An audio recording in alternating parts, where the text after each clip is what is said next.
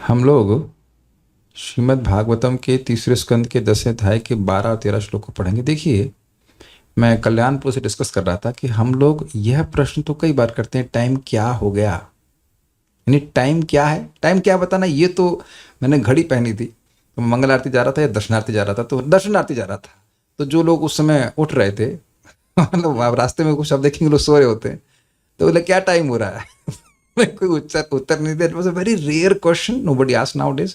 ये सबके पास स्मार्टफोन रहते हैं, सब कुछ रहते हैं, तो टाइम कौन पूछता है? आपसे पूछा किसी ने टाइम? रेयरली कोई पूछता है, घड़ी तो कोई पहनता नहीं है, और रेयरली कोई पूछता है कि टाइम क्या हो रहा है। तो मैं कोई उत्तर नहीं दिया, आगे बढ़ गया। तो टाइम क्या हो रहा है ये प्रश्न सबको समझ में आता है, लेकिन टाइम टाइम क्या वस्तु है ये प्रश्न कोई नहीं करता। आप आज तक जीवन में ये प्रश्न नहीं किए होंगे, सुने होंगे कि टाइम क्या चीज है।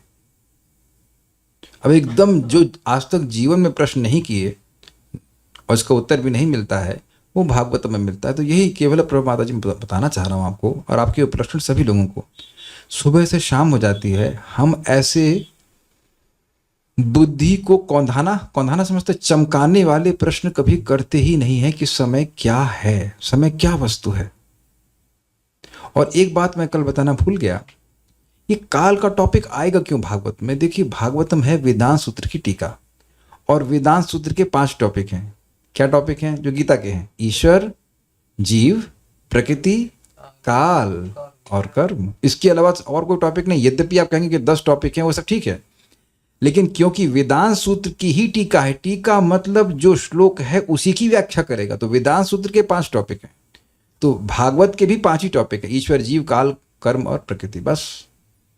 इसके अलावा कुछ भी नहीं। और यही वेदों का सारे, तो आप समझ सकते हैं वेद का भी यही टॉपिक है। काफी इंटरेस्टिंग है, तो इसलिए काल के बारे में जानना बहुत जरूरी है। तो हमने क्या सुना था? मैत्रेय उवाच गुणवतिकराकारो निर्विशेषो प्रतिष्ठितः पुरुषस्तदुपादानम आत्मानं लीलया सृजत। मैत्रेय उवाच, मैत्रेय मुनि ने कहा, गुण व्यतिकर आकार, गुणों में शोभ उत्पन्न करना, गुणों में डिस्टर्बेंस उत्पन्न करना जिसका स्वरूप है। बड़ा अजीब तरह से वर्णन है, मतलब कार्य से स्वरूप का वर्णन किया जा रहा है, क्योंकि वह निर्विशेष है, वो दिखता नहीं है कि क्या है। तो इसका स्वरूप है कि यह गुणों में डिस्टर्बेंस उत्पन्न करता है। निर्विशेष, और यह निर्विशेष है, यानी कि रूप रहित है, और इस कारण से अप्रतिष्ठित है।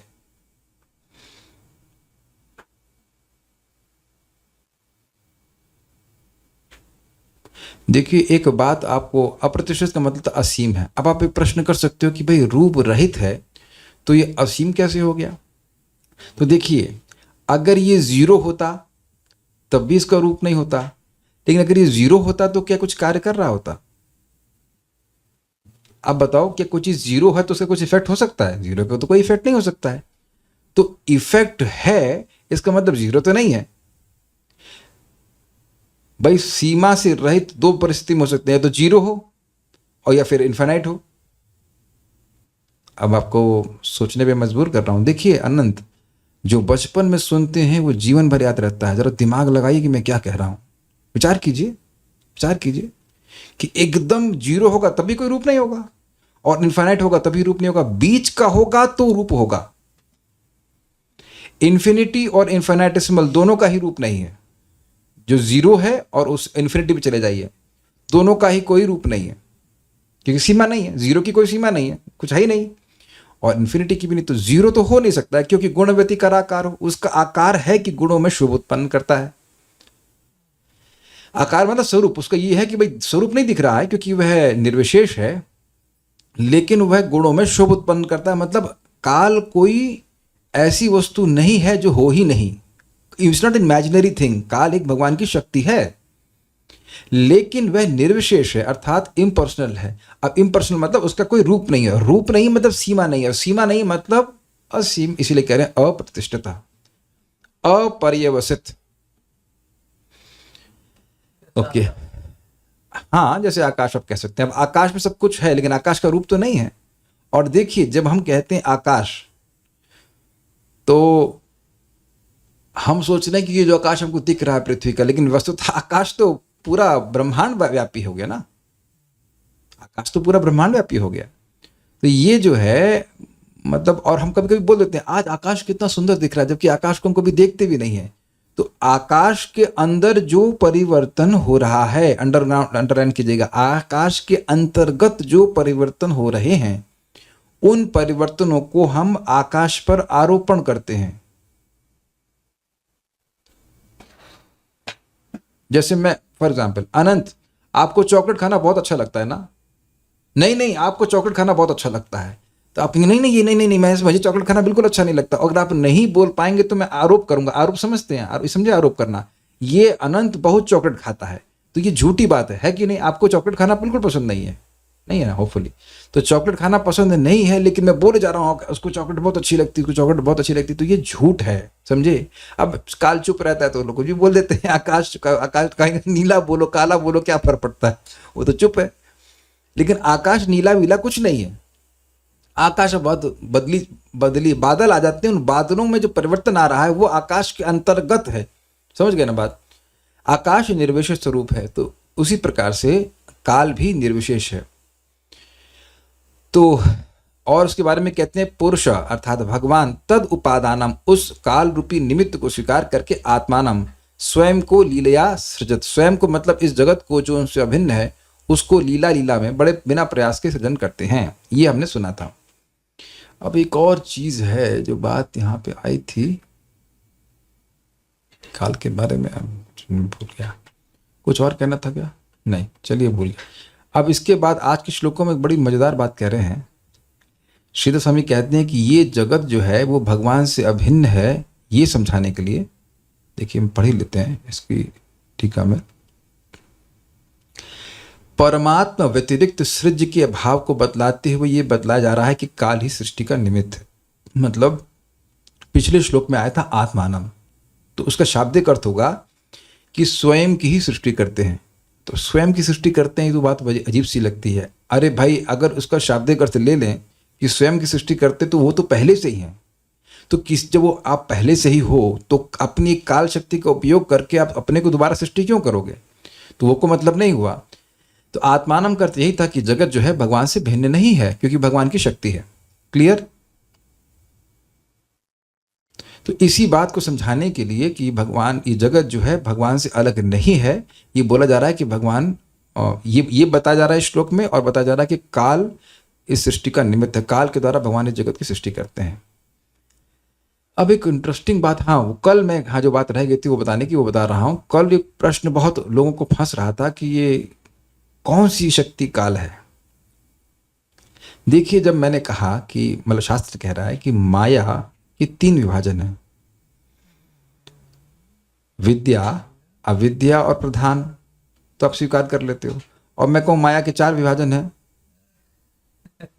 विद्या, अविद्या, प्रधान और काल, तब स्वीकार कर लेते ना? तब भी आप स्वीकार कर लेते, तब तो हल्ला नहीं करते ना। अब देख लेते कल कितना रेजिस्टेंस महसूस कर रहे हैं हम लोग की प्रोग्रामिंग हो जाती है कि हाँ यही चीज है, उसके बाद कुछ है ही नहीं। क्यों कौटिल्य प्रभु? अगर मैं आपको समझाऊं कि भाई मटेरियल जो सारे इंग्रेडिएंट्स उसके 4 विभाग हैं। एक विभाग है भाई विद्या, अविद्या, प्रधान और काल, तो आप स्वीकार कर लेते। इतना इजी है ना। लेकिन सुने हैं केवल कि मटेरियल एनर्जी मतलब विद्या, अविद्या और प्रधान, तो उसके बाहर आदमी रेजिस्ट कर रहा है कि नहीं, काल काल काल कहाँ है, काल क्या है, काल क्या है। तो काल भी मटेरियल एनर्जी ही जैसा ही है, इट इज नॉट कॉन्शियस, लेकिन उसको मटेरियल एनर्जी के अंतर्गत क्यों नहीं रखा जा रहा है? क्योंकि वह निमित्त के रूप में काम कर रहा है। जैसे देखिए, आप खाना बनाते हैं तो दाल है, चावल है, परवल है, आलू, सब कुछ है। अग्नि नहीं है क्या भोजन में? अग्नि भी है, लेकिन अग्नि का स्वरूप इन भोजन की चीजों से बिल्कुल अलग है। दही चावल से बिल्कुल सबसे अलग है। दही चावल ये सब इंग्रेडिएंट्स हैं, सब चीजें हैं, और कुकर वो सब चीजें हैं, लेकिन अग्नि भी तो कुकिंग का एक पार्ट है। जो कुकिंग करने वाला चेतन व्यक्ति है वो तो अग्नि नहीं, वो तो अग्नि से अलग है, लेकिन अग्नि भी तो चाहिए। अग्नि को आप क्रिएशन से बाहर नहीं ले सकते। तो उसी तरह काल भी इस सृष्टि का एक इंग्रेडिएंट है और वो निमित्त कारण है। लेकिन वो सृष्टि का ही है, वह इस जगत के संबंध में ही कार्य कर रहा है, आध्यात्मिक जगत के संबंध में कार्य नहीं कर रहा है। एटलीस्ट ये जिस काल के बारे में हम चर्चा कर रहे हैं उसकी बात कर रहे हैं। आध्यात्मिक काल के बारे में हम चर्चा करेंगे जब वहां क्लास होगी गोलोक में, वहां समझने का प्रयास करना, वहां समझने का प्रयास करेंगे नहीं, वहां केवल कृष्ण के बारे में बात करेंगे, है कि नहीं? I think okay. अब यहां बड़ी सिंपल सी बात कही गई है कि यह विश्व भगवान की शक्ति के द्वारा सम्यक रूप से स्थित है। It is maintained by the lord's energy. और उसके बाद ये भगवान में ही लीन हो जाता है और भगवान की काल शक्ति के द्वारा प्रकट होता है। इजी है कि नहीं? पूरा जगत ब्रह्म भगवान में लीन हो जाता है कि नहीं? फिर भगवान अपनी काल शक्ति के द्वारा जगत को प्रकट करते हैं। जब प्रलय होती है तो सब कुछ प्रधान में लीन हो जाता है और फिर उसके बाद भगवान काल शक्ति के द्वारा इसको उस प्रधान से अलग कर देते हैं। यही बात बोलते हैं। लेकिन इतनी बात नहीं है, तो खाली सार बता रहे हैं। आगे आप देखना कि कितनी मजेदार बातें, अलग कर देने पे बहुत सारा फोकस किया जा रहा है। मैं आज बार बार अनंत को देख के सोच रहा हूँ कि आपकी उम्र से अगर मुझे भागवतम सुनने को मिलता, ऐसा भाग्य होता था कि मेरी माँ मुझे टांग के ले जाती कथा सुनने के लिए, तो मेरी एडवांटेज कितनी होती है। आप समझ पा रहे हैं मैं क्या कह रहा हूँ? एडवांटेज स्वाभाविक सी बात है कि बहुत कुछ नहीं समझ पाएंगे, लेकिन संस्कार तो बन जाएगा ना। सुने थे कृष्ण भगवान है, काल है, ये है, वो है। संस्कार बनाइए, आप देखना एकदम समझ में आएगा, पूरा समझ में आ जाएगा। समझ में कुछ तो आ ही रहा होगा। चलिए मेरे पीछे बोलिए। विश्वम वै ब्रह्म तन्मात्रम संस्थितम विष्णु मायया। विश्वम वै ब्रह्म तन्मात्रम संस्थितम विष्णु मायया। थोड़ा आप धीरे भी बोल रहे हैं। माता जी को दीजिए, देखिए इनकी बात चेक कर लेते हैं। विश्वम वै ब्रह्म तन्मात्रम संस्थितम विष्णु मायया। विश्वं वे ब्रह्म तन्मात्रं संस्थितं विष्णु मायया। उसका गेन बढ़ाना आपको आता है? देखिए लाल वाले को बढ़ाई, हाँ तो उसका, हाँ उसी डायल को बढ़ाइए, हल्का सा बढ़ाइए, अपनी तरफ कीजिए। आप बोलिए एक बार माता जी।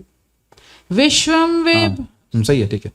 विश्वम वै ब्रह्म तन्मात्र, एक बार आप बोलेंगे, एक बार वो बोलेंगे, कोई दिक्कत नहीं। विश्वम वै ब्रह्म तन्मात्रम संस्थितम विष्णु मायया।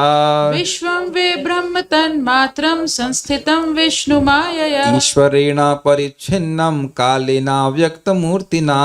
ईश्वरेण परिच्छिन्नं कालेन व्यक्तमूर्तिना। आप बोलो। विश्वं वै ब्रह्म तन्मात्रं संस्थितं विष्णु मायया। विश्वं वै ब्रह्म तन्मात्रं संस्थितं विष्णु मायया। ईश्वरेण परिच्छिन्नं कालेन व्यक्तमूर्तिना। ईश्वरेण परिच्छिन्नं कालेन व्यक्तमूर्तिना। ईश्वर का क्या अर्थ समझते हैं आप लोग? भगवान। लेकिन यहाँ ईश्वर का अर्थ नहीं है। आप देखना बुद्धि को टॉपसी टर्वी कर देगा। जब अन्वय कर रहे थे तो उनका ये क्या हो गया? हाँ कंट्रोलर तो हमको ही पता है देवी, लेकिन यहाँ पे ईश्वर का अर्थ, ईश्वर मतलब भगवान महाविष्णु नहीं है। आज तक जो पढ़ते आए उससे अलग अर्थ आएगा, उसका कारण है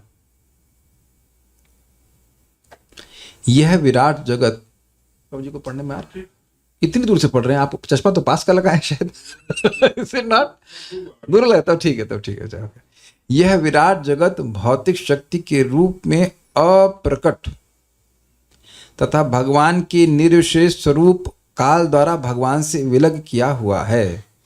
यह विष्णु की उस भौतिक शक्ति के प्रभाव के अधीन भगवान की वस्तुगत अभिव्यक्ति के रूप में स्थित है। ये अनुवाद आप बड़ा कठिन होगा समझने में से, लेकिन आप देखेंगे जब अन्वय पढ़ेंगे तो समझ में आ जाएगा। विष्णु माया क्या मतलब है? विष्णु की माया के द्वारा, विष्णु की शक्ति के द्वारा। भगवान विष्णु की माया अर्थात सृष्टि आदि शक्ति के द्वारा, जो भगवान की भौतिक शक्ति को ही भगवान को जागृत करना पड़ता है। क्यों? याद आ रहा? क्योंकि भगवान की अंतरंगा शक्ति से इस जगत की सृष्टि नहीं होती है। बहुत पहले हम लोग पढ़े चुके थे, आई थिंक 3.8 में पढ़े थे। ऐसे कहा, मतलब याद नहीं आ रहा, चैप्टर ऐसी था, एकदम क्लियरली यहाँ पर बोला गया था कि भगवान को अपनी भौतिक शक्ति को जागृत करना पड़ता है क्योंकि वो ही सृष्टि करती है। जैसे घरों में देखा जाता है कि बर्तन मांजने का मेड ही करती है ना माँ, जो रानी जी होंगे नहीं कर सकती हैं। मेड का वेट करना पड़ता है, मेड नहीं आएगी तो कैसे होगा, बुरा नहीं बनेगा। सब देखा गया है तो हम सब बोल दे रहे हैं। बहुत जगह माता जी लोग अपने हाथ से भी कर लेते हैं तो अच्छी बात है, लेकिन यहाँ पे तो अरे भाई विनोद के लिए बोल रहे थे, भाई कोई कटाक्ष नहीं लेगा। तो पॉइंट इसकी मतलब कहाँ बात चल गई? हम बोल रहे थे कि ये सृष्टि का काम दुर्गा देवी ही करती हैं, उनको जागृत करना पड़ता है। वहां लक्ष्मी जी नहीं करेंगी। no, I just want to say Lakshmi ji means Lakshmi ji, no other side meaning. Okay, no other side. अरे भाई हम आप अभिधा वृत्ति लीजिए, गौण अर्थ नहीं देंगे। लक्ष्मी जी ही नहीं करेंगे इस काम को, ओके, दुर्गा जी ही करेंगे। ओके, देखो ये सोचा नहीं था भाई, प्लीज क्षमा कीजिए। विष्णु माया, भगवान विष्णु की माया अर्थात सृष्टि आदि शक्ति, सृष्टि स्थिति प्रलय साधन शक्ति रेखा छाये व यश विभुनानि बिभर्ति दुर्गा, जो भगवान की छाया शक्ति लक्ष्मी जी की छाया है, दुर्गा देवी वही करती हैं। तो उनके द्वारा संस्थितम, एक अर्थ है संस्थितम का सम्यक रूप से स्थित, मतलब कि सृष्टि हो रही है, फिर पालन हो रहा है और फिर संहार हो रहा है। तो ये इसी मटेरियल एनर्जी में ही सिचुएटेड है ये जगत। ये तो बिल्कुल इजी है। हम लोग कहाँ हैं? प्रधान से सारा महतत्व निकला है, महत्व से सारे ब्रह्मांड निकल रहे हैं, तो हम लोग इसी में स्थित हैं। हम लोग मतलब ये ब्रह्मांड सारे। विश्वम, यह है विश्व, ब्रह्म तन मात्रम, ब्रह्म अर्थात भगवान विष्णु में ही तादात्म्य रूप में लीन था। इसको क्या मतलब होता है? तादात्म्य मतलब बिल्कुल उसी में लीन हो जाना, बिल्कुल डिफरेंस नहीं होना। तो आप जानते हैं कि सारे जीव भगवान महाविष्णु में थे और बाकी भौतिक तत्व सब प्रधान में लीन थे, तो प्रधान भी भगवान की शक्ति है, वो लीन ही माना जाएगा, इसलिए तादात्म्य रूप से लीन था, ये कहा जा रहा है। एवं पुनः ईश्वरेणा, भगवान के प्रभाव रूपी अव्यक्त मूर्तिना कालेना परिच्छिन्नम, अव्यक्त स्वरूप काल द्वारा पृथक रूप से प्रकाशित हुआ। समझे इसका मतलब क्या है? भगवान स्वयं इस जगत की सृष्टि नहीं करते, ये हम लोगों ने दूसरे स्कंद में भी सुना था। जब कहा जाता है कि भगवान सृष्टि करते हैं, पालन करते हैं, तो वो इसलिए क्योंकि वो अपनी शक्तियों के द्वारा करते हैं, और क्योंकि शक्तियां भगवान से अभिन्न हैं, इसलिए कहा जाता है कि भगवान इस जगत की सृष्टि स्थिति और पालन करते हैं, जबकि उसको इस जगत को टच नहीं करते हैं। बोला गया था नियामक हैं और सामीप्य का संबंध है। नियामक हैं लेकिन वो खुद नहीं कुछ टच करते हैं। तो यहाँ पे ईश्वरेण का अर्थ जो है वह भगवान नहीं है, भगवान का प्रभाव है, और वो भगवान का प्रभाव रूपी काल है, उसके बारे में बोल रहे हैं। ये काल क्या है? भगवान की इच्छा शक्ति का प्रदर्शन है। भगवान ने कहा कि सृष्टि हो जाए तो सृष्टि हो जाती है। तो कैसे हो जाती है? काल के द्वारा। मैंने कल एग्जाम्पल दिया था कि रिमोट कंट्रोल से मैं सोचता हूँ कि एसी सो रहा है, एसी चल जाए, तो मैंने बटन दबा दिया, तो बटन दबाना मेरा काम है, लेकिन एसी को मैं टच नहीं करता। तो टच क्या करता है? कुछ तो टच करा ना, वो जो रेज जाती हैं वो टच कर रही हैं। बिल्कुल उसी प्रकार से भगवान की काल शक्ति इस जगत में को टच करती है और वह क्रियान्वित करती है। क्या सब लोग समझ पा रहे हैं इस बात को?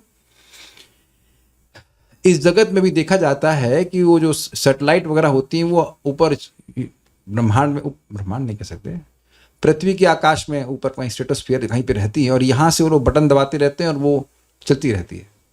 ये तो आप समझ ही रहे हैं।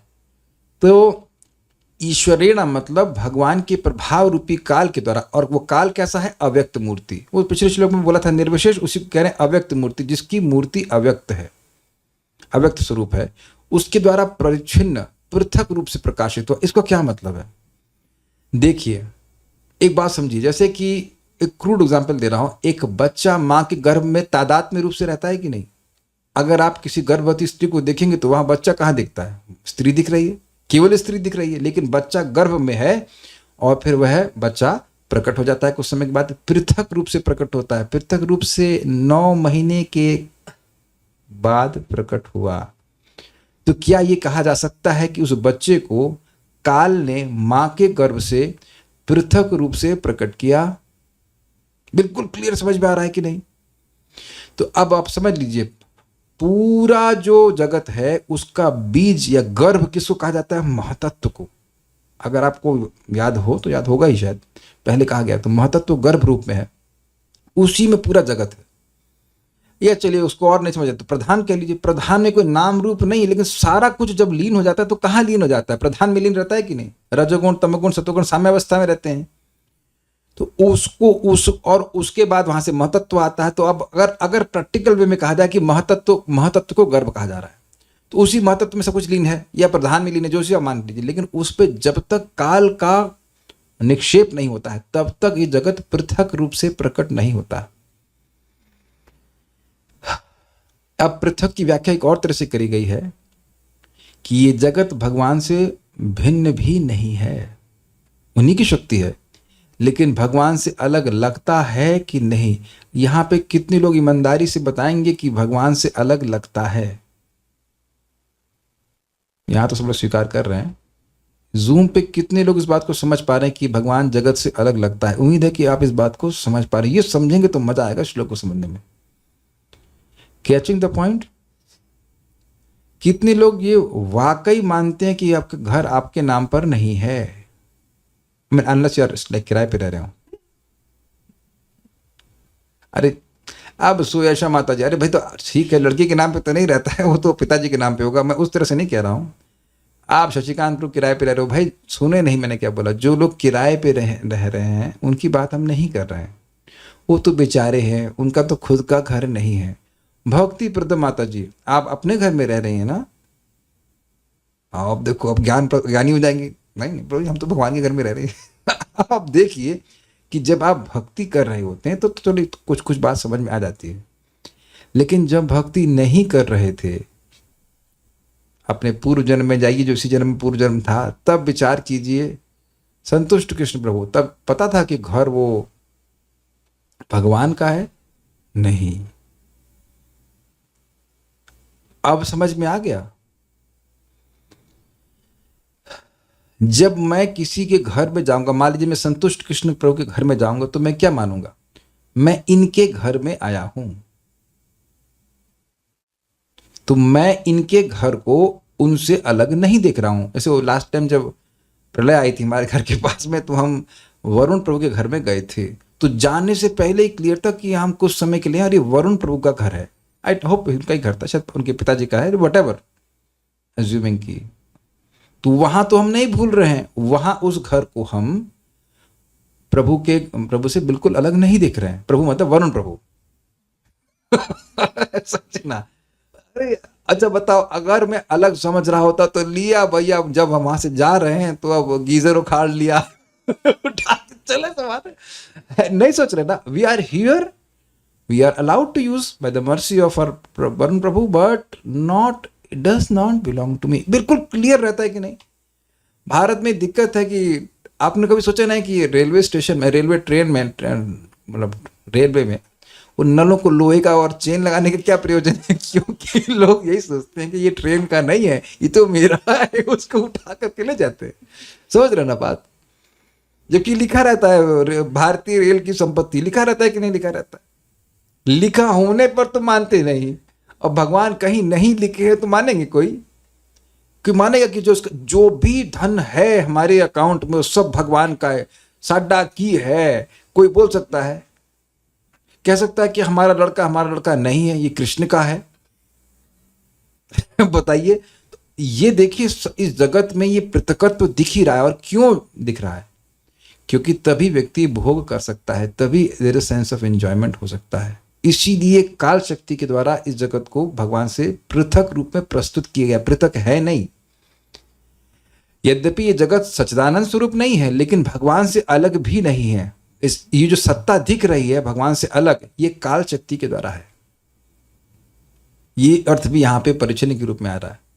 परिच्छिन्न मीन्स पृथक रूप से, अलग किया गया, काट के अलग किया गया। इसको देखेंगे, मैं तो अच्छा देखिए श्लोक पढ़ा पाऊंगा, तो बहुत मजेदार श्लोक है। इसका केवल एक ही अर्थ है। अभी सीधा स्वामी ने तो अर्थ लिया, वो हम टीका में समझेंगे। विष्णु वै ब्रह्म तन्मात्रम, सॉरी विश्वम वै, विश्व निश्चित ही, ब्रह्म तन्मात्रम, ब्रह्म अर्थात विष्णु में तादात्म्य रूप से लीन था। और ये विश्व कैसा है? संस्थितम विष्णु माया, विष्णु माया के द्वारा सम्यक रूप से स्थित हुआ। ईश्वरेण परिच्छिन्नम, ईश्वर मतलब भगवान के प्रभाव रूपी जो काल है उसके द्वारा ये परिच्छिन्न यानी कि पृथक रूप से प्रकट हुआ। उसका नाम क्या है? काले न अव्यक्त मूर्ति न, उस काल के द्वारा जो ईश्वर का प्रभाव है उसके द्वारा, और वो अव्यक्त मूर्ति है। जो अब ये भक्त ने बोला था कि ईश्वर का मतलब कंट्रोलर, बिल्कुल सही है। और वो कंट्रोलर का स्वरूप क्या है? काल, काल के रूप में कंट्रोल कर रहा है। जैसे आज आपको जिस टाइम भोजन मिलना था उसी टाइम भोजन मिलेगा, और जितने टाइम में हजम होना है उतने ही टाइम में हजम होगा। किसी की दम है कि दाल चावल खाए और आधे घंटे में हजम कर ले? यहाँ कोई विरकोदर है? Anyone here? नहीं प्रभु जी, जो मिल रहा है वही हजम कर ले, बहुत बड़ी बात है। आधे घंटे में? क्यों भाई? मेरा प्रश्न का उत्तर कोई देगा? आधे घंटे में दाल चावल कौन हजम कर सकता है? कोई नहीं कर सकता। क्यों नहीं कर सकता? क्योंकि काल का कंट्रोल है, आधे घंटे में होगा नहीं। अच्छा, मैं कहूं कि फल को कौन 1 घंटे में हजम कर लेगा? दूसरा, ये टेक्निकल क्वेश्चन है। 1 घंटे में फल कौन हजम कर लेगा? काइंड ऑफ मोस्टली लोग हजम कर लेंगे। 1 घंटे में पेट में हजम होकर आगे चला जाता है। तो भक्त करे हो जाएगा, इनको ज्ञान है। फल प्राय 1 घंटे 1.5 घंटे में हजम हो जाते हैं, इसलिए आप फल खाते हो, फिर वो भूख लगने लगती है। एक भक्त कह रहे मेरा हो गया, लगता है ये फलारी बाबा है। बाबा जी नहीं है फलारी बाबा जी नहीं। ठीक है, अच्छा चलो, आधे घंटे में बुढ़ा होके दिखाओ। अनंत, चलो कल से 16 साल के हो जाओ। तो कहीं होना तो चाहता था, लेकिन ऐसा कैसे हो सकता है जल्दी के? तो आप देख रहे बंधन लगा हुआ है। Is it not? देखना कितना ग्रिप है। जिस स्पीड में काल हमको चलाएगा, उसी स्पीड में हमारा शरीर आगे वृद्ध होगा या जो भी होना है। क्लियर समझ में आ गया? तो ये जो बार बार हम सोच रहे हैं कि ईश्वर कर रहा है, तो बेसिकली भगवान करवा रहे हैं। भगवान ने सुपारी दे रखी है काल को कि इनको ठिकाने लगा देना, जन्म दे देना, पालन कर लेना और साथ करना। लेकिन एक बात ध्यान रखना, ये तभी तक होता है जब तक आप भक्त नहीं होते हैं। ये काल का टाइमर जो लगा हुआ है वह नॉन डिवोटीज के लिए है।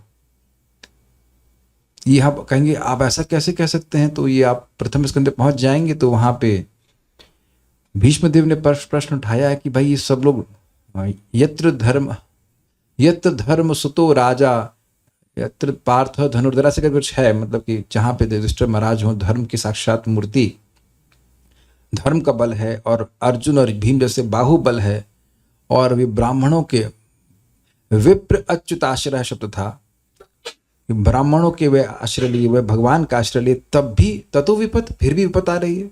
विपदा का तो ये कारण है कि धर्म को छोड़ दे व्यक्ति, या उसके पास बल नहीं हो, या भगवान का आश्रय छोड़ दे, तब भी आ रहा है। तो और इतना दुख आ रहा है, ऐसा नहीं खाली युधिष्ठिर महाराज को जुकाम हो गया हो, टाइफाइड हो गया हो, इतनी परेशानी, पत्नी का इतना अपमान, इतनी सारी परेशानी।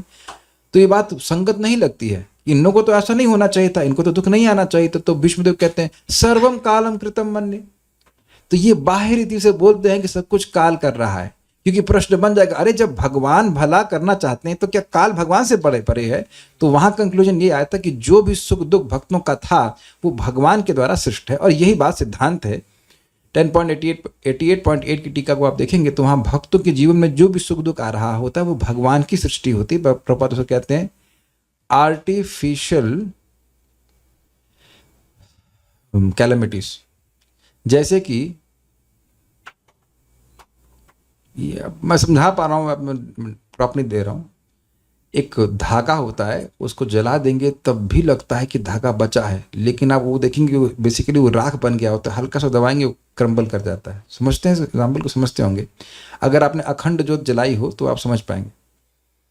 तो उसमें ऐसा लगता है, मुझे कई बार भ्रम होता है कि अरे धागा तो बचा हुआ है, लौ क्यों बुझ गई? वो धागा जल के खत्म हो चुका होता है। जैसे मैं क्लिप से उसको पकड़ता हूँ, देखता हूँ तो क्रम्बल हो गया। तो ऐसा लग रहा है कि भक्त लोग कर्म के अधीन हैं, लेकिन कर्म के अधीन नहीं होते, वो भगवत अधीन होते। वहां भगवान सीधे हस्तक्षेप कर रहे होते हैं। आपने सुना है ना, जो व्यक्ति नामोच्चारण करता है, भगवान क्या सोचते हैं? ये व्यक्ति मेरा है, ये व्यक्ति काल का नहीं है, ये व्यक्ति मेरा है और इसकी रक्षा करना मेरा कर्तव्य है। तो समझ लेना चाहिए कि भगवान अपने भक्तों का अपनी स्विच, अपनी डायरेक्ट मतलब इच्छा से पालन करते हैं, लेकिन बाकी लोग का पालन सब काल के द्वारा करा रहे। इसीलिए यहाँ पे ईश्वर शब्द का अर्थ यहाँ पे काल से ही लेना पड़ेगा, श्रीधरी। और ईश्वर शब्द का अर्थ अगर आप सृष्टि के तत्व में सृष्टि के उस पर लेंगे तो हर जगह आपको काल ही लेना पड़ेगा। कुछ कह रहे हैं यहाँ पर कहा गया कि विश्व भगवान में लीन था, बट भगवान तो सच्चिदानंद हैं और ये विश्व जड़ है, तो ये जड़ जगत भगवान में लीन कैसे हो जाता है? ये समझ नहीं आया। ये अच्छा प्रश्न, यही प्रश्न मैंने भी किया था परम पूज्य वृंदावन चंद्र महाराज से कि महाराज जी ये भगवान तो सच्चिदानंद है, तो ये जगत भगवान से आया कैसे? तो जड़ जगत है। देखिए समझ लीजिए, जगत जड़ है, लेकिन प्रधान शाश्वत रूप से भगवान की एक शक्ति है। ये तो स्वीकार्य है ना आपको? और वह प्रधान भौतिक शक्ति है, तो उसी में लीन होता है, उसी से बाहर आता है। और एक चीज ये बता दीजिए, ये महाराज आपको डांट लगाए थे, अच्छा तो तू ये बता कि भगवान के बाहर क्या है। अब मैं फंस गया। आप सोच रहे हो कि महाविष्णु इतने से हैं, वो हमारी इतनी इतनी सी बुद्धि सोच रहे हैं, हम सभी लोग सोच रहे हैं महाविष्णु यहाँ है और उसके बाहर ही है। और उसके बाहर क्या है? अंदर बाहर तो कुछ है ही नहीं ना भगवान का। ये भी तो विचारनीय बात है। इसलिए जो आप सोच रहे हो वो खाली पिक्टोरियल रिप्रेजेंटेशन है। भगवान के अंदर क्या और भगवान के बाहर क्या है? दिस इज अमेजिंग, नहीं? तो आप ये सोच रहे भगवान विष्णु महाविष्णु है और उनके अंदर से बाहर जा रहा है, तो भगवान से तो दिक्कत ये कि उनके अंदर बाहर तो कुछ है भी नहीं। तो एक अंदाज दे दिया था कि भगवान महाविष्णु ने दृष्टिपात किया, तो अब आप ये कहोगे अच्छा चलो भगवान महाविष्णु के बाहर प्रधान है, तो प्रधान कहाँ पे है? आध्यात्मिक आकाश है, तो वो आध्यात्मिक आकाश भगवान से बाहर परे है। तो आप देख रहे हैं कि अब हमारी बुद्धि टॉस करना शुरू करिए। ऐसा नहीं कि मुझे समझ में आ रहा है, यू कैन नॉट अंडरस्टैंड।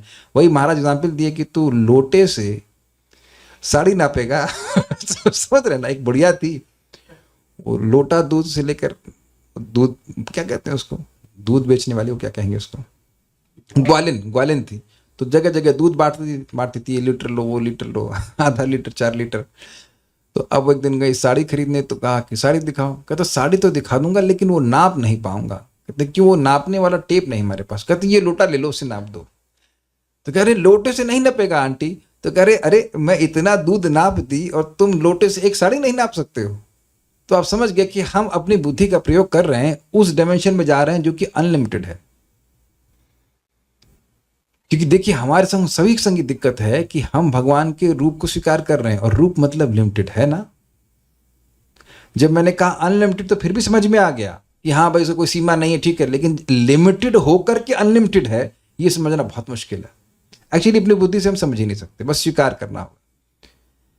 तो अब मैं इसको सिंपल वे में समझा रहा हूं कि प्रधान एक है स्थान, वहां सब लीन हो जाता है और जीव चले जाते हैं भगवान महाविष्णु में। ये बात सीधी सीधी समझ में आती है, इस तरह से लीन था। और दूसरे अर्थ में अगर आप कह सकते हैं तो ये भी है कि गर्भोदक्षा विष्णु में सारे सब कुछ लीन थे और वहां से फिर प्रकट हो गई, तो आप समझ ही सकते हैं, तो इजी था।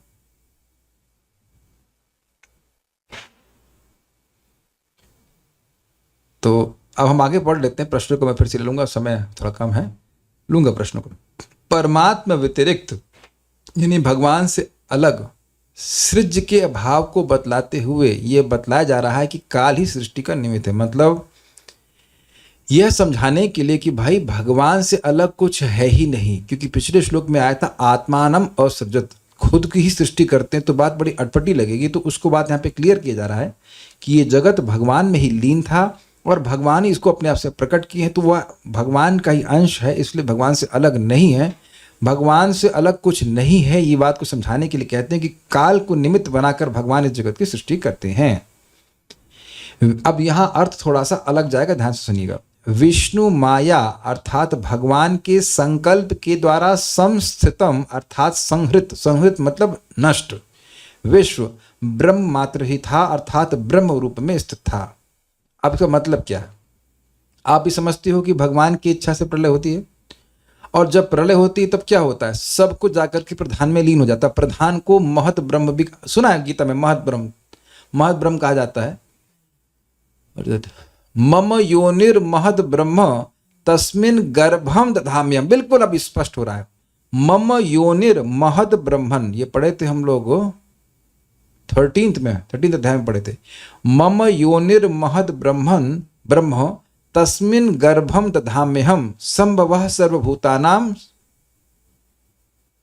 संभवामि आत्माया, ऐसे कुछ तो है, कुछ अब भूल रहा हूँ क्या पूरा श्लोक क्या है, कोई ढूंढ दे बताए तो बताए। वो तो हो गया। मम योनिर महद ब्रह्म, ये महद ब्रह्म अर्थात जो प्रधान है, ये क्या है? ये मेरा योनियत जन्म स्थान है। यहाँ पे तस्मिन गर्भम दधाम्यम, सारे जीव समूह को मैं इसमें स्थापित करता हूं। बिल्कुल क्लियर हो गया। तो इसी से सारा जगत आता है, प्रधान से आता है। तो ये महद ब्रह्म है, तो ब्रह्म, ये जो पूरा विश्व था वह ब्रह्म रूप था अर्थात प्रधान में लीन था। इजी, जो समझ में आ रहा है उस तरह से समझिए, जो नहीं समझ में आ रहा है उस तरह से मत समझिए कि कहाँ था क्या नहीं था। प्रधान में लीन था, अब ये संस्थित का अर्थ आपने सम्यक रूप से स्थित तो समझा था, ये संस्थित का अर्थ समृद्ध कैसे हो गया? एक शब्द हमने सुना था प्रथम स्कंद में, संस्थाम च पांडुपुत्राणाम। संस्थाम, पांडुपुत्रों की संस्था मतलब देह त्याग के बाद। तो संस्था का मतलब यह भी होता है, संस्थित, संस्था संस्थित एक मतलब होता है नाश होना। तो ये मतलब विष्णु माया मतलब विष्णु के संकल्प से, विष्णु की इच्छा से ये जगत संस्थित था, मतलब संहृत था, नष्ट हो गया था और ब्रह्म तन्मात्रम, विश्व ब्रह्म मात्र के रूप में था, अर्थात प्रधान के रूप में था। प्रधान का रूप नहीं, लेकिन प्रधान की स्टेट में था। ये तो अब तो समझ में आ रहा होगा, इसमें क्या समझने में दिक्कत है? भगवान की इच्छा से ये विश्व प्रधान के रूप में था, महद ब्रह्म के रूप में था। ईश्वरेणा अर्थात परमात्मा ने काल रूपी निमित्त के द्वारा, तो यहाँ ईश्वर का मतलब भगवान नहीं है, भगवान की जो कंट्रोलिंग शक्ति है काल, उसके द्वारा कह रहे हैं, उसके निमित्त के, उसके द्वारा ब्रह्म से पृथक विश्व को प्रकाशित कर दिया। यानी प्रधान से महतत्व आया, महतत्व से आगे जगत की सृष्टि करी। तो कैसे करी? काल के द्वारा करी। समझ में आ गया? इजी है। काल अव्यक्त स्वरूप होने के कारण निर्विशेष है। जिसका स्वरूप व्यक्त ना हो, प्रकट ना हो, वह निर्विशेष कहा जाएगा। नोट, प्रधान को माया ब्रह्म भी कहा जाता है, इसलिए यहां कहा गया है कि इसके लिए यहां कहा गया है कि विश्व ब्रह्म रूप में था। बिल्कुल स्पष्ट समझ में आ गया होगा। ओके, नेक्स्ट सारार्थ दर्शनी। अब यहां पे संस्थित कर दिया गया सम्यक रूप से स्थित। जो विश्व को परिच्छिन्न अर्थात पृथक रूप में प्रकाशित करता है वह काल है। इसको कहने के लिए यह श्लोक कहते हैं। पृथक मतलब भगवान विष्णु से अलग करके दिखाता है। विष्णु माया अर्थात विष्णु माया शक्ति के द्वारा संस्थितम अर्थात सम्यक रूप से स्थित। तो बिल्कुल स्पष्ट है, सम्यक रूप से मेंटेन। क्या मतलब है? जैसे इस जगत की हर वस्तु आकाश में ही स्थित है, आकाश से बाहर नहीं है। क्लियर? उसकी जो बाउंड्री है, हम सबकी बाउंड्री आकाश में लिमिट कर दी गई है। उसी प्रकार से हम सभी लोग, जगत की पूरी स्थिति काल के द्वारा ही है, भगवान की भौतिक शक्ति के द्वारा ही, उससे बाहर नहीं जा रहा है। इसीलिए कह रहे हैं संस्थित।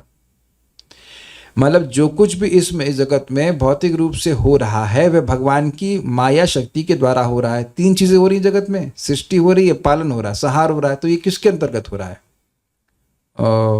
मतलब काल भी बेसिकली मटेरियल एनर्जी। तो सम्यक रूप से स्थित मतलब बिल्कुल बाहर नहीं। जैसे आपने सुना एक मुहावरा, उतनी पांव पसारी जितनी लंबी चादर, जितनी चादर, ऐसे कुछ है। तो अब ये जो मटेरियल एनर्जी रूपी चादर है, इससे बाहर किसी की टांग नहीं जा रही है। ये समझा पा रहा हूं तो nobody in this material world is outside the purview of material energy. इस जेल के अंदर ही सब लोग खेल रहे हैं, जो कुछ है इसके बाहर नहीं जा रहे हैं। समझ रहे ना बात? एक एग्जाम्पल आप समझ सकते हैं, माँ का मतलब जो बच्चा माँ के गर्भ में होता है, उसका जब तक वो गर्भ के बाहर नहीं आ रहा, सारा पालन पोषण बस माँ के गर्भ के अंदर ही हो रहा है। अब तो समझ में आ गया, उससे बाहर कुछ नहीं हो रहा है कि बाहर से कुछ भैया थोड़ा तो हम सब पिला। क्या सोच सकता है कि कोई बच्चा कहे थोड़ा गर्मी लगी, इसको ठंडा पिलाओ। ऐसा नहीं है ना। तो बाहर से कुछ नहीं हो रहा है, वो सब अंदर ही, जितना भी उसके पोषण के लिए, जन्म के लिए, उस समय जो मेंटेनेंस है सबके लिए, सब कुछ माँ के गर्भ पे हो रहा है। तो ये जो प्रकृति एक महागर्भ है ना, मम योनिर महत ब्रह्म तस्मन गर्भम दधाम्यहम्। तो ये महान जन्म स्थान है, यहीं सब जी के मर रहे हैं, खप रहे हैं, जो कुछ भी हो रहा है वो इस मटीरियल एनर्जी के अंदर ही हो रहा है। ये कहते हैं सम्यक स्थितम का अर्थ। यह विश्व ब्रह्म तन्मात्रम अर्थात ब्रह्म अर्थात विष्णु में तादात्म्य रूप में लीन था। तो विष्णु से देखिए समझ लेना अर्थ होगा कि प्रधान भगवान विष्णु में लीन नहीं होता है। अगर हम सिंपल शब्दों में डुअलिस्टिक अर्थ में समझें, प्रधान लीन कभी होता ही नहीं है। ये जगत प्रधान में लीन हो जाता है तो वह ब्रह्म जो है भगवान से अलग नहीं है। तो इसलिए विष्णु में तादात्म्य रूप से लीन था। ब्रह्म तन्मात्र अर्थात ब्रह्म जिसका कारण है वह विश्व। भगवान कारण है ना, ब्रह्म भगवान विष्णु है और उनके वह इस जगत के कारण है और कारण कार्य में भेद नहीं देखा जाता, इसलिए कह रहे तादात्म्य रूप से लीन था। तो ब्रह्म तन्मात्र अर्थात ब्रह्म जिसका कारण है वह विश्व ईश्वरेण अर्थात ईश्वर के प्रभाव रूप काल के द्वारा परिच्छिन्न अर्थात पृथक रूप से प्रकाशित हुआ। पृथक रूप से मैंने व्याख्या कर दिया था आपको। अव्यक्त मूर्तिना अर्थात अप्रकाशित, अव्यक्त, अप्रकट जिसका स्वरूप है, ऐसे काल द्वारा यह जगत पृथक रूप से प्रकाशित हुआ। जो स्वयं अप्रकाशित है उसने इस जगत को प्रकाशित कर दिया। This is very interesting. ये बात आप समझ ही रहे हैं कि घटनाएं आपके जीवन में हो रही हैं, लेकिन काल आपको या मुझको दिख नहीं रहा है ना। कभी सुख आता है, कभी दुख आता है, तो सुख और दुख का अनुभव तो हमारे सामने प्रकाशित है, प्रकट है कि अच्छा लगा, बुरा लगा, लेकिन ये हो कैसे रहा है यह नहीं दिखता।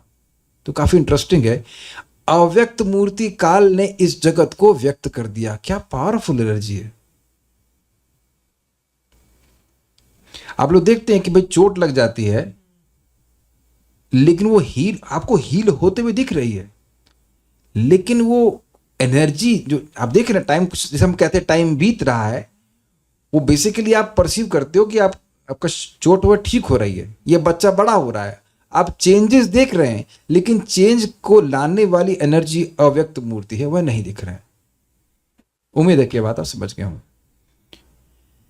इस विशेषण के द्वारा काल की स्वाभाविक निर्विशेषता को देखना होगा। मतलब स्वरूपतः, स्वभावतः काल अव्यक्त है, अव्यक्त मूर्ति है। हमको सबसे अच्छा लगता है जो एग्जाम्पल वो ये है कि आज कोई व्यक्ति आपके प्रति बिल्कुल अनुकूल है और पता नहीं क्या होता है, ऐसा लग रहा है टाइमर लगा हुआ कि भाई ये व्यक्ति इतने समय तक आपसे प्रेम करेगा, उसके बाद बिल्कुल घूम जाता है।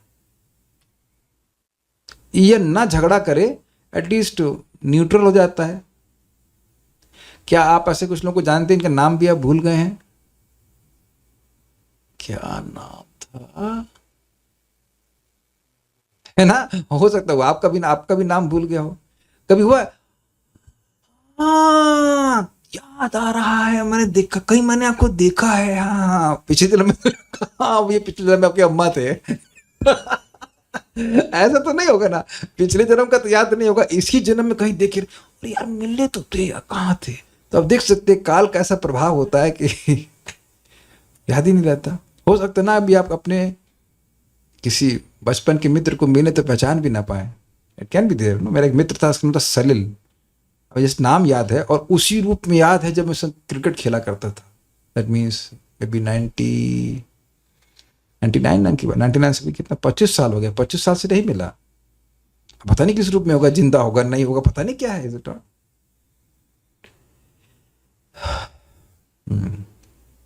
तात्पर्य। तो हाँ, मैं खाली ये बोल रहा था कि ये सब काल के द्वारा होता है कि व्यक्ति कभी एकदम क्लोज होते हैं और फिर दूर चले जाते हैं। तात्पर्य, जैसा कि व्यासदेव के समक्ष नारद पहले कह चुके हैं, भागवत 1:5-20, इदम ही विश्वम भगवान इवे तरह। अव्यक्त जगत साक्षात भगवान है, किंतु यह भगवान से परे या भिन्न कुछ और ही प्रतीत होता है। ये क्या मतलब? इदम ही विश्वम भगवान इवे तरह, ये जो विश्व है ये भगवान जैसा है। भगवान एवा नहीं लिखा, इवा लिखा है, भगवान जैसा है। ये कहते हैं यह इसलिए ऐसा प्रतीत होता है क्योंकि काल द्वारा यह भगवान से पृथक किया गया है। यह टेप रिकॉर्ड द्वारा अंकित उस मनुष्य की वाणी जैसा है जो संप्रति अपनी वाणी से विलग किया हुआ है। जिस तरह टेप अंकन टेप पर स्थित है, उसी तरह सारा भौतिक जगत भौतिक शक्ति पर स्थित है और काल के द्वारा पृथक प्रतीत होता है।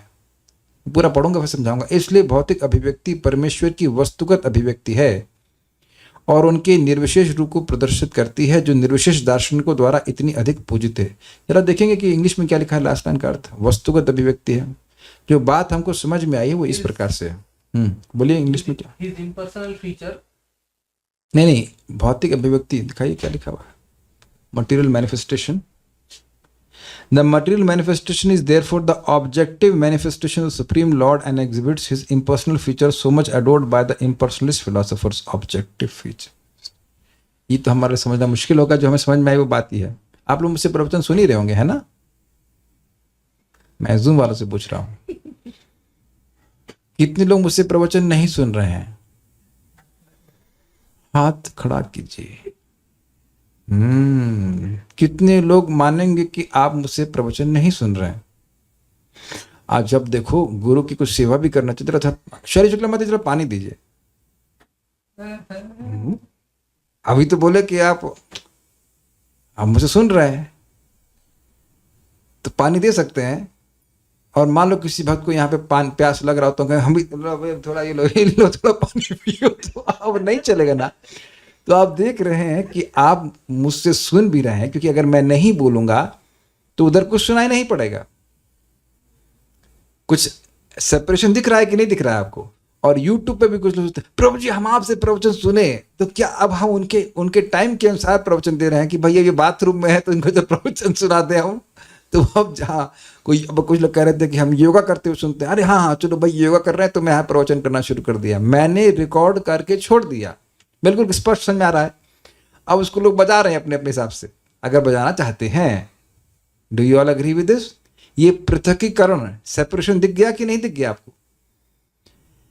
इसी बात को प्रभुपाद यहाँ पे समझा रहे हैं कि जैसे वाणी में वो टेप वाला एग्जाम्पल ले रहे हैं। आजकल आप समझ सकते हैं टेलीग्राम, या आप लोग तो आजकल ये सब खूब कर रहे हैं। कौन कॉल करे, वो दिमाग कोई व्यक्ति खाएगा, 5 मिनट की बात है या 2 मिनट की बात है, ऑडियो पोस्ट कर दो, जब सुनना हो सुन लेगा। Yes no? कितने लोगों को करना अच्छा लगता है? हमें तो बड़ा अच्छा लगता है भैया। वो उसका 6 बार कॉल करो, उठाएगा नहीं उठाएगा, जब उठेगा तो सुन लेगा कि नहीं? गाली देना तो रिकॉर्ड करके भेज दो, और गुणगान करना तो भेज दो। Is it not? है ना? गाली देगा से पहले ब्लॉक कर दो। सभी लोग करते हैं। गाली पोस्ट कर दी, उसका ब्लॉक करते हैं।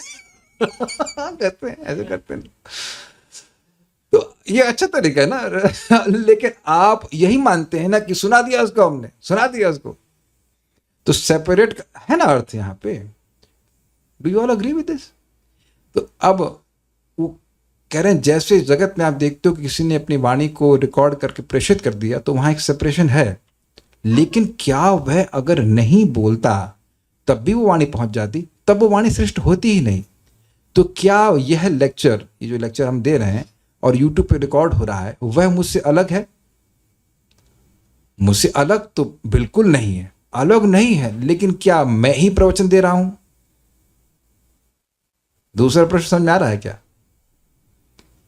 मैं यहां बोल रहा हूं तो मेरा प्रभाव, मेरी वाणी का प्रभाव एक प्रकार से रिकॉर्ड किया जा रहा है, और उसका प्रभाव, मेरी वाणी का मतलब मैं जो बात भगवान की बोल रहा हूं उसका प्रभाव लोगों में पड़ रहा है कि हम भगवान की बात बोल रहे हैं। लेकिन वह मुझसे तो अलग है ना, मुझसे अलग है ना उस अर्थ में कि रिकॉर्डिंग अलग है। जैसे अभी आप कहिए, अच्छा आप लोग जरा स्टॉप बटन दबाने का प्रयास करना, try to press the stop button and try to stop me. तो आप समझ सकते हैं कि पॉज नहीं कर सकते। अच्छा मुझे 2 टाइम्स स्पीड पे बोलवाने का प्रयास कीजिए, नहीं, और 0.5 स्पीड पे नहीं। ये सब आप YouTube पे कर सकते हो, करते हो कि नहीं? समझे आप मेरी बात? क्लियर समझ में आई कि नहीं? वहां है आपको कि आप डबल पे कर दे, हाँ पे बहुत धीरे बोल रहे हैं, डबल पे कर दो। एक बार एक भक्त बोला प्रभु आपका प्रवचन सुनने की इच्छा थी, हम डबल स्पीड पे सुन रहे थे लेकिन समझ में नहीं आया। हमने कहा प्रभु सिंगल स्पीड में तो समझ में नहीं आएगा, आप डबल स्पीड में समझोगे? ये क्या कोई सब्जी है क्या? लौकी सब्जी बना लौकी सब्जी बना रहा हूं और कुछ 1-2 पॉइंट मिस हो गया, समझ लूंगा। यहाँ 0.5 में करेंगे तो शायद समझ में आए। ऐसे थोड़ा भागवत का प्रवचन ऐसे समझ में आता है, ऐसे थोड़ा समझ में आता है। तो लेकिन यह सब क्या आप अभी कर सकते हो? क्या आप ऐसा कर सकते हो? मैं जल्दी बोलना शुरू करूँ तो आप बहुत जल्दी, अगर मैं जल्दी बोलना शुरू करूंगा तो आप स्लो नहीं कर सकते हैं, और अब मैं स्लो बोलूंगा तो आप मुझे फास्ट नहीं कर सकते। यानी कि यहां मैं हूं, अग्रीड, लेकिन YouTube पर मैं नहीं हूं। और ऐसा भी नहीं कह सकते कि मैं नहीं हूं। एकदम क्लियर समझ में आ रहा है कि नहीं? जो लोग YouTube पे कुछ देख रहे हैं, किसी हीरो को देख रहे हैं, कुछ देख रहे हैं, तो वह मान रहे हैं ना कि हीरो हीरोइन है वहां पे, तो वहां पे है, तो क्या उससे भिन्न है? अब आप समझ गए ना? उसके जैसा है कहा जाएगा। यूट्यूब पे प्रवचन सुन रहा है कोई व्यक्ति, उससे भी लाभ होगा, उसमें कोई संदेह नहीं है। और मैं भी तो सुना महाराज के, परम पूज्य इंद्रदेव महाराज का कल प्रवचन था, कल मैं थोड़ा स्वास्थ्य भी ठीक नहीं था, मैं सामने था, मैंने कहा आज सुन नहीं पाऊंगा, मेरी माला जो है लेट हो जाएगी, तो आज मैंने रिकॉर्डिंग सुना। तो क्या रिकॉर्डिंग से मुझे लाभ नहीं हुआ? खुद महाराज बोल रहे हैं कि मैंने प्रभुपाद का ये प्रवचन सुना, वो सुना। मैं तो भी कितनी बार बोलता हूँ। तो ऐसा नहीं है कि हम प्रभुपाद का संगति नहीं कर रहे हैं, लेकिन अब प्रभुपाद एकदम सामने तो नहीं है ना। इंद्रदेव महाराज समझा रहे थे कैसे कि उनको प्रभुपाद संग ट्रैवल कर रहे थे, तो प्रभुपाद ने कहा वो सूटकेस लेके आओ, तो वो सारा जो अनुभव वो बता रहे हैं वो उनको हुआ ना प्रभुपाद के संग साक्षात, लेकिन इस समय तो प्रभुपाद से वो एटलीस्ट फिजिकली अलग हैं। मैं समझा पा रहा हूं इस बात को। तो ये जगत भगवान की तरह सच्चिदानंद स्वरूप नहीं है, लेकिन भगवान से काल शक्ति के द्वारा पृथक किया हुआ है और अलग भी नहीं है। अलग भी नहीं है, लेकिन एक और अर्थ में है कि अलग दिख रहा है। क्यों अलग दिख रहा है? क्योंकि अलग दिखना चाहिए इंद्रिय तृप्ति के लिए। अगर ये अलग नहीं दिखेगा तो व्यक्ति इंद्रिय तृप्ति नहीं कर पाएगा। मैंने इसको शुरुआत में क्लास में समझा दिया था कि अगर कोई व्यक्ति के हम वस्तु है उसके संबंध में देखने लग जाएंगे, वस्तु है उसकी है, उसकी है, उसकी है, तो हम ये कैसे मानेंगे कि मेरी है, मेरी है, मेरी है। तो भगवान की काल शक्ति इस प्रकार से जगत को पृथक करती है, दो अर्थ में पृथक करती है। एक तो लीन था और बाहर निकाल दिया, और दूसरा ऐसा लगता है कि भगवान ये भगवान नहीं है। और यही बात भगवान ने बताया था, ऋते अर्थम यत् प्रतीयता न प्रतीयत चात्मनि तन विद्या आत्मनो माया यथा भासु यथात्मः। इस जगत में किसी भी वस्तु का अर्थ, प्रयोजन, सत्ता मुझसे अलग दिख रही है तो ये माया है। Is it not? तो ये सब चीजें काल के द्वारा होती हैं। तो ये बात भी हमको यहाँ पे समझना चाहिए। यही बात यहाँ पे प्रभुपाद ने कहा है, जैसे मैं समझ पाया। एक भक्त कह रहे हैं वैसे सब भगवान के अंदर है और बाहर दृष्टिपात किया तो बाहर क्या है? अंदर भी है और बाहर भी, अंतर बहिर अवस्थितम। भगवान अंदर भी हैं और बाहर भी हैं। और कोई प्रश्न नहीं है। तो अभी श्लोक को समय हो गया तो इतना ही समझ पाए होंगे। कुछ समझ में आओगे। भगवान की अव्यक्त मूर्ति काल के द्वारा ये जगत पृथक रूप से प्रकट किया था। सिंपल अगर अर्थ समझे पृथक का तो वो ये है कि प्रधान में लीन था और उससे वह काल शक्ति उसको पृथक रूप से प्रकट करती। एक और अर्थ समझा लीजिए, यह श्लोक का ज्ञान शाम को 6:15 बजे कहीं लीन था। कहाँ लीन था? मेरी बुद्धि में लीन था, सूक्ष्म रूप से अवस्थित था। यस, अब काल आया 7 बजा तो काल के प्रभाव से अगर कहा जाए जो दिख रहा है यह प्रकट होकर के यूट्यूब में जाकर के स्टोर हो जा रहा है। अब तो बिल्कुल स्पष्ट समझ में आ रहा है। मैं एक कॉन्शियस व्यक्ति हूं, मेरी बुद्धि में एक ज्ञान सूक्ष्म रूप से विद्यमान था कि इस श्लोक पे मैं यह बोलूंगा। क्या आप सोचते हो कि मैं बिना सोचे आ गया यहाँ पे? मैंने पढ़ा, मैंने समझा और मैंने सोचा कि हाँ भाई ये सब बातें बोलूंगा। ये इसी तरह से बताता हूं ना कि ये सब बातें मैं बोलने वाला हूं। आप लोग प्रवचन देंगे तो ऐसे सोचेंगे ना कि अब ऐसा तो नहीं कि मैं लौकी के कोफ्ते की सब्जी बनाने के बारे में सोचूंगा और यहाँ पे श्लोक बोल दूंगा। Is it possible? नहीं। तो ये समझिए, सूक्ष्म रूप से मेरी बुद्धि में विद्यमान था और अब मैं उसको डिलीवर कर रहा हूं। It is all under the purview of time. ये अब पृथक रूप से प्रकट हो रहा है कि नहीं? अब तो बिल्कुल क्लियर समझ में आ रहा है ना। तो ये जगत सूक्ष्म रूप से विद्यमान था प्रधान में और भगवान की काल शक्ति से पृथक रूप से प्रकट हो रहा है। ये तो सिंपल अर्थ समझ पा रहे हैं ना। ये बात यहाँ पे कहा जा रहा है। So will stop here. एक एग्जाम्पल माता जी लोगों को दूंगा, सृष्टि करने में सबसे तेज हैं। साधना माता जी, मैं कहूँ कल आप तहरी बना के देना। भाई हम आपके घर में आ रहे हैं, पता नहीं आप आएंगे कि नहीं, तहरी बनाना। तो अब आपके मन में तहरी अभी से पक जाएगी कि नहीं पक जाएगी? बोलिए यस। और प्रकट कैसे होगी? कल सुबह। तो काल के प्रभाव से वो पृथक रूप से प्रकट होगी कि नहीं होगी? Got it? मैंने एक भक्त को बोला नमकीन बना के भेजना, लेकिन अभी काल ने पृथक नहीं किया है, वो उनके अंदर ही लीन है। देखो अब मुँह चेहरे पे देख रही है। हाँ तो ठीक है। तो अभी तक ये वो खाली बस बोल रहे थे कि हाँ हमने बना लिया है और सब बन गया है और ऐसा हो गया वैसा हो गया, लेकिन पृथक रूप से हमारे पास नहीं पहुंचा। प्रभु जी बिल्कुल घी यूज नहीं किया है, तो कम से कम शब्द तो अच्छे बोलो भाई। ये बोलेंगे तो हम नहीं, तेरे लिए नहीं बनाऊंगी, या कुछ नहीं बनाऊंगा तो ठीक है भाई, आदमी दुख लगेगा, तो कम से कम ये बोल दो कि भाई बन गया है, तैयार हो गया है, पैक हो रहा है, इत्यादि इत्यादि। तो अब ये सब सूक्ष्म रूप से हो रहा है नॉट मानसिक सेवा भाई, मानसिक सेवा। तो अब ये हो गया, लेकिन जब वो भक्त बनाएंगे तब वह पृथक रूप से प्रकट होगा। एक और चीज़, बहुत ही सिंपल एग्जांपल, अमेजोन पे चीज़ें रहती हैं, काइंड ऑफ स्टोर में रहती हैं, और जब ऑर्डर करते हैं तो कुछ समय के बाद पृथक रूप से आपके पास, वहाँ से पृथक रूप से निकल के आपके पास आ जाती हैं। तो ये अब काल का इफेक्ट देख ही रहे हैं कि चीज़ें सूक्ष्म रूप से रहती हैं और उनको पृथक रूप से व्यक्त कर देता है। ओके, ये बात समझ में आ गया। और एक एग्जांपल और मजेदार देता हूँ, ये देखिए, वाह it's a nice pair, not for you, not for you पृथक रूप से आपके पास नहीं है, it's only for me from Nitai Sachi सुता। ओके, तो अभी देख सकते हैं कि ये सूक्ष्म रूप से एक बीज में था कि नहीं था, एक बीज में था, लेकिन वही बीज फिर उगा और पेड़ के रूप में हुआ, और उसके बाद पृथक हुआ ना, वो धरती से पृथक होकर के प्रकट हुआ कि नहीं। अब और क्या मैं बताऊं, पृथक समझाऊं, बिल्कुल स्पष्ट समझ में आ गया होगा। Thank you, stop here. Shrimad Bhagavatam की जय, श्रील प्रभुपाद की जय, निताय गौर प्रेमानंदे।